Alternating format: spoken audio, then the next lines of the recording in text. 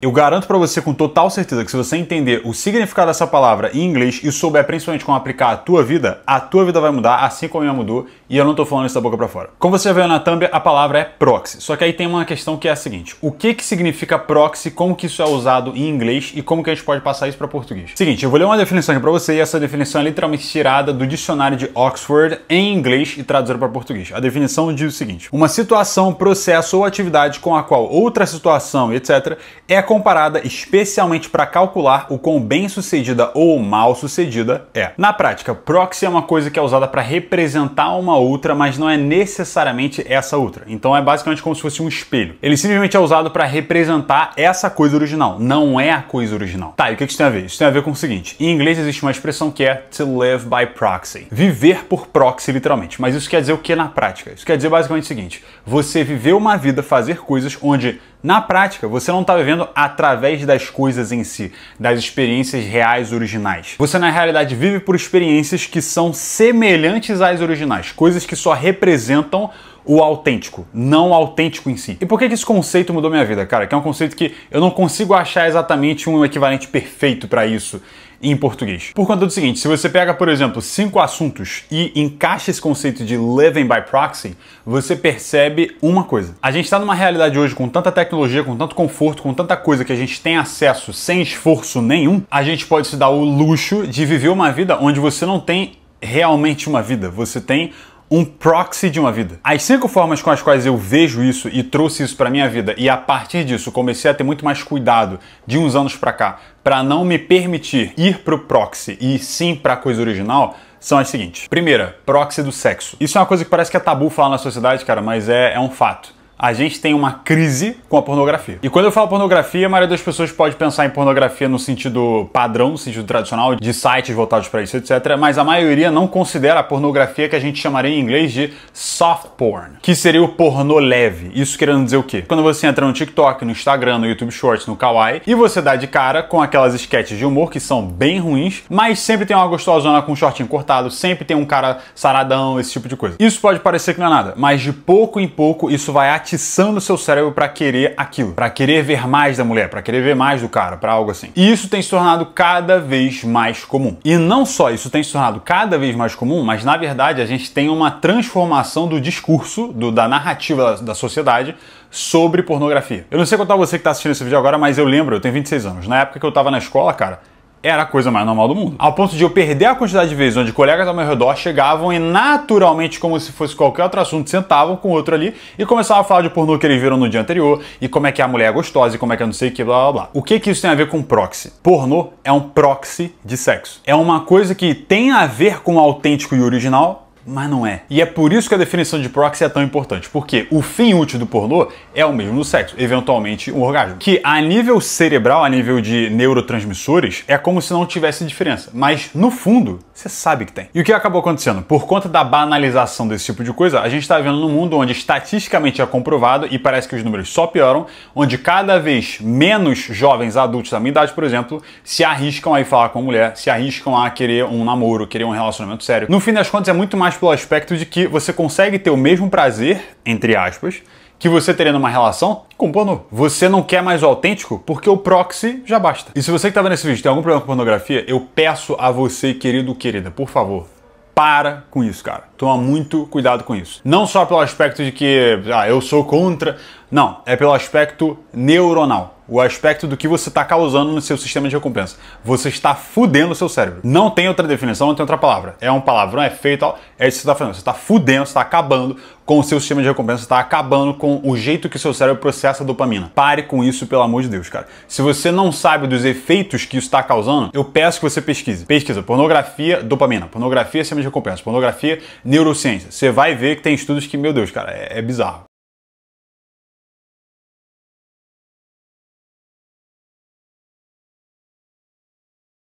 O segundo proxy de relacionamentos reais que são substituídos por relacionamentos parasociais. O que vem a ser isso? Um relacionamento parasocial? É basicamente quando você, de tanto consumir conteúdo de uma pessoa na internet, como eu, por exemplo, um youtuber, um artista, um criador de conteúdo, você consome tanto conteúdo dessa pessoa que você acaba já a conhecendo de certa forma, no sentido de que você já passou tanto tempo com ela que parece que é um amigo. Ou seja, você está vivendo na prática como se fosse um relacionamento real, só que essa pessoa não. A quantidade absurda e que só aumenta de adolescentes até adultos, jovens adultos principalmente, que ficam intocados, enfiados no quarto depois de trabalhar, ou que já trabalham de casa e acabam passando mais tempo ainda no quarto, ou seja, que for na casa de maneira geral, no computador, com amigos no Discord, com amigos em grupos assim, jogando videogame e tal, que quase não se encontram mais, cara. Não que toda a juventude seja assim, não é, eu sei disso, mas o ponto é um número que vem crescendo muito. E que só vem crescendo porque o proxy tá tomando lugar do real. E puxando dessa lógica de proxy de relacionamentos pessoais, a gente vem pro terceiro ponto. A gente vem pro terceiro exemplo. Um proxy de namorado ou namorada, presente com você, relacionamento à distância. E antes de eu falar brevemente sobre isso, só pra deixar bem claro, eu não tô falando de uma pessoa que se encontrou com uma outra no evento, numa festa, algo do tipo, ficaram juntas, depois ela voltou pro lugar onde ela mora, e aí ficaram um tempo se relacionando à distância e tal, e depois voltaram. Eu não tô falando disso, tá? Isso aí é super normal. Eu tô falando de pessoas hoje que a primeira experiência de um relacionamento que ela teve na vida foi online. Eu não sei se você sabe, mas hoje tem uma porrada de pessoas que tiveram essa primeira experiência online, e não só isso.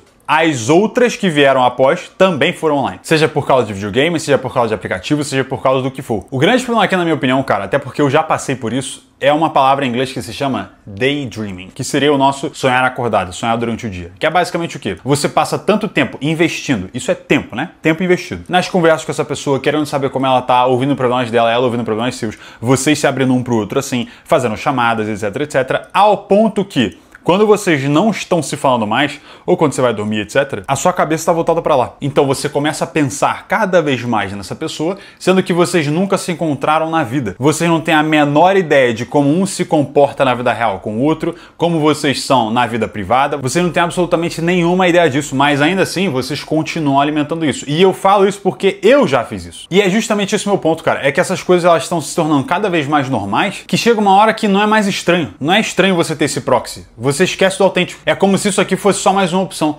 Não é uma opção, cara. Isso aqui é uma merda. Você tem que focar nisso aqui, velho. Não é à toa que esse proxy tá puxando disso. É que isso aqui é o real. E o quarto exemplo que eu vou dar agora, pra mim, é o pior de todos, cara. É o proxy de você ter aventuras de verdade na vida. Seja no mundo de trabalho, seja explorando lugares geograficamente, seja viajando, seja conhecendo pessoas novas, vencendo seus medos, lidando com a sua ansiedade, com suas inseguranças, com seja o que for. Muita gente, principalmente homens eu diria, usam já de décadas o proxy disso que é videogame. Pensa bem comigo, cara. Qualquer tipo de videogame, principalmente RPG, mas ainda assim, se expande a qualquer gênero, traz justamente isso. Ele oferece essa experiência pra você a custo quase que zero, principalmente se você baixar na internet. Que é o quê? Você assume o papel de um personagem, esse personagem tem desafios que ele precisa vencer. Conforme ele vai vencendo esses desafios, ele vai sendo recompensado, no caso de RPG, com armas melhores, com uma ferramenta mais forte, com poderes diferentes, ele desbloqueia partes novas do mapa, ele começa a ter uma vida muito mais enriquecida e mais poderosa porque ele está vencendo esses desafios, que é justamente o que você estaria tendo na tua vida real se você estivesse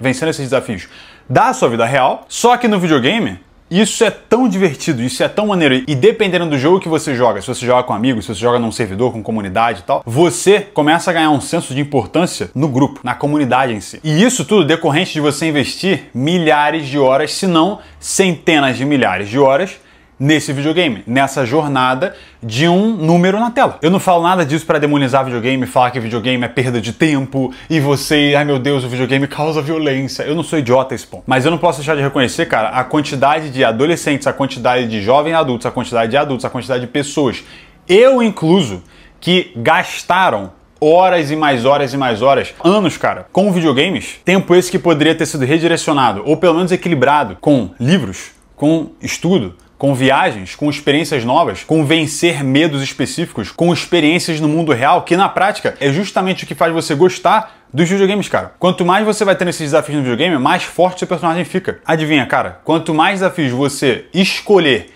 se jogar em, na vida real, mais desconforto, mais medo, mais ansiedade, mais insegurança, mais nervosismo, mais etc. Tudo isso aí. Experiências assim, que internamente são desafiadoras, são até ruins no momento, mais forte você vai ficar, cara. E eu tô falando isso por quê, cara? Porque é justamente isso que eu comecei a ver na minha vida e que conforme eu fui indo em eventos de negócios e conhecendo pessoas, fazendo networking, eu fui percebendo que as mesmas pessoas que estão nesse caminho, nessa jornada, e que são pessoas que hoje eu admiro, que eu vejo o quanto que elas trabalham, o quanto que elas desenvolveram as próprias competências, o quanto que elas já passaram por essas barreiras do medo, da ansiedade, da insegurança e frequentemente estão buscando novos objetivos e novas montanhas para escalar. O que não sai da minha cabeça quando eu olho para essa galera, cara, imagina a quantidade de gente que poderia estar aqui, poderia estar nessa mesma sala, poderia estar com uma empresa desse jeito, eu poderia estar viajando, eu poderia estar nesse show aqui, nesse festival, alguma coisa assim, uma experiência muito maneira, porque estão investindo a vida delas no mundo digital, no mundo seja de videogame, talvez, no mundo talvez de videogame, no mundo talvez de vício em pornografia, no mundo talvez de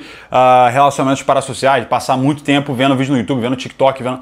Você percebe o que eu tô falando? É uma vida de proxy. Quantas experiências fodas, quanto a vida incrível que você poderia estar tendo agora e que você não tá tendo, porque você tá rodeado de proxies que de tanto tempo já investido neles, você nem enxerga mais como proxy. É quase como uma coisa autêntica. É como uma coisa real. Mas não é, cara. E esse aspecto, principalmente quando se refere a videogames e tal, me deixa especificamente mais incomodado porque eu fui um cara que, hoje tendo 26 anos, investi muitos anos da minha vida. Acho que investir é até a palavra errada. Gastei muitos anos da minha vida fora com videogames. Com certeza tiveram videogames que me ajudaram até a aprender outros idiomas, aprender inglês principalmente, você vê muito vocabulário e tal, com certeza. Mas ao mesmo tempo, com certeza absoluta, por mais que eu não queira talvez admitir, ou você, eu perdi anos da minha vida que eu não vou recuperar mais por conta de videogame. Várias habilidades, várias skills sociais, de conhecer pessoas novas, de fazer amigos mais rápido, de ser mais carismático, de me adaptar a outras pessoas, outros cenários, de conseguir navegar na vida como uma pessoa normal que tá operante, tá funcional, eu demorei a desenvolver, cara. Por quê? Eu passei tanto tempo com telas que na hora de lidar com humanos, é como se eu não tivesse tanta XP, entendeu? Tipo,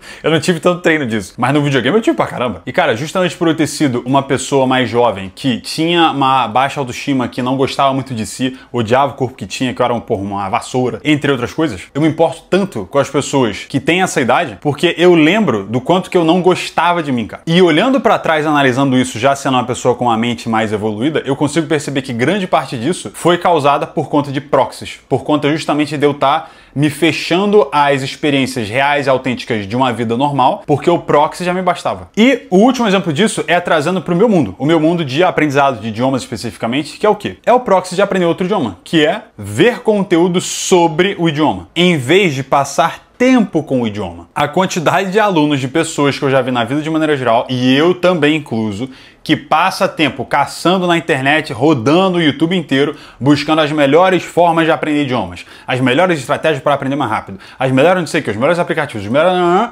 E no fim do dia, você não passa tempo com a coisa que realmente vai te fazer fluente, que é o idioma. Você percebe que em todos esses exemplos que eu dei, e que podem até ter vários outros, cara, é sempre a mesma lógica, é sempre o mesmo problema. A gente busca o proxy porque ele faz parecer como se a gente estivesse realmente tendo o contato com a coisa real, com o autêntico, e de tanto passar tempo com ele, a gente não consegue desenvolver as habilidades necessárias para lidar com o real, o autêntico. Ver pornô não vai te ajudar com sexo de verdade. Ter relacionamentos parasociais não vai te ajudar a ter relacionamentos sociais na vida real. Ter um relacionamento à distância com uma pessoa que você nunca viu e ficar sonhando acordado sobre essa pessoa não é a mesma coisa que ter um namorado ou namorada do teu lado. Viver aventuras em videogames ou coisas do tipo não é a mesma coisa que viver aventuras na vida real. E ver conteúdo sobre idiomas, como aprender idiomas, estratégias sobre idiomas e tal, não é a mesma coisa que você tentar usar esse idioma, ver coisas sobre esse idioma. Não é a mesma coisa que ver o idioma, ler o idioma, ouvir o idioma, tentar falar esse idioma. Então, no fim das contas, por que eu tô fazendo esse vídeo? Por que eu tô misturando esses assuntos que um parece que não tem nada a ver com o outro, mas realmente tem? É por conta do seguinte, eu quero que você use esse vídeo como um convite, cara. Um convite a você analisar na sua vida quais são os proxies que talvez você começou a se acostumar, porque, enfim, as pessoas fazem, você começou a achar que é normal, e agora você já tá tão acostumado com isso que o autêntico, o normal, no fim do dia, é o normal, o real de verdade, da natureza, já parece que é estranho pra você. De tão acostumado, de tão mal acostumado que você tá com os proxies. É um convite pra você fazer essa análise, identificar esses proxies, pouco a pouco se livrar deles, trocá-los pelo autêntico, pelo real,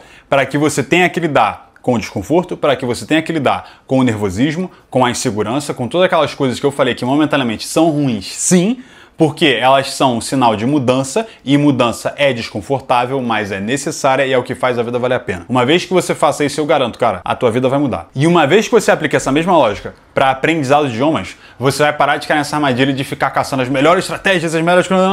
Passa tempo com o idioma, cara. Você já sabe o que é para fazer. É só questão de você aplicar e fazer. E de novo, não esquece do meu mantra. É todo dia, várias vezes ao dia. Tem que ser assim. Se não for, não adianta. Uma vez que eu fui introduzido a essa expressão de live by proxy, de você poder viver uma vida dessa forma, que não é com as experiências reais da vida, mas com proxies delas, isso explodiu minha cabeça. E eu espero de verdade que exploda a sua também e que faça com que você viva uma vida muito mais significativa, uma vida que vale mais a pena viver. Dito isso, eu te convido para você se inscrever na minha newsletter sobre neurociência, aprendizado, filosofia, idiomas, enfim, todos esses assuntos que eu adoro, cara, aqui no primeiro link da descrição. Se você não está inscrito nesse canal e quer aprender mais sobre idiomas, aprendizagem, neurociência, enfim, se inscreve aqui abaixo, ativa o sininho para receber a notificação dos próximos vídeos e não esquece, por favor, de aplicar tudo que eu falei aqui hoje, tá? Fica com Deus, um abraço, tamo junto.